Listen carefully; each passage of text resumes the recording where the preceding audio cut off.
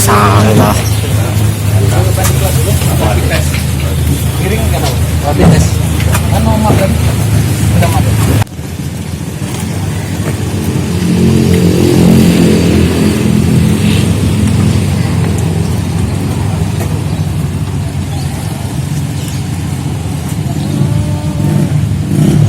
Dalam era PBB tertulis 900 juta, tapi bagaimana kalau kerugian nanti kita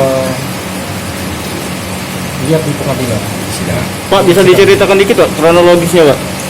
Ya, kronologisnya ya 2016 nah, mereka melakukan suatu kegiatan yang tanpa ada tertulis di APBD ya, baru kemudian dibuatkan di 2017 APBD 2017 tercantum di sana sekitar 900 juta.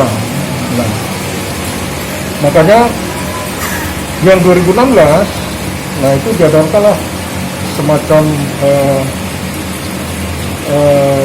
anggaran di luar APBD. Nah itu tidak dibolehkan oleh negara gitu kan. Bentuk anggarannya apa Pak? Untuk kegiatan apa Pak? Kegiatannya ujian kompetensi ya. ujian kompetensi di Muratara. Di Muratara. Sejauh ini ke depan masih banyak yang masih dilakukan ini. Oh kalau itu banyak, kalau itu banyak. Pasal yang Tidak mengakui ya.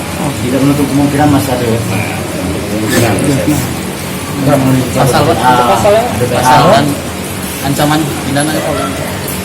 itu pasalnya pasal 2, pasal 3 ya, junto pasal 18 Undang-Undang 3199, junto Undang-Undang 20 2001 tentang pemberantasan tindak pidana korupsi.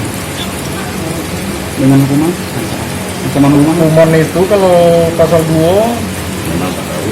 minimal 4 tahun ya, bisa seumur hidup gitu. Ya, Ya, nanti kita lihat di persidangan lah, kalau ancaman itu.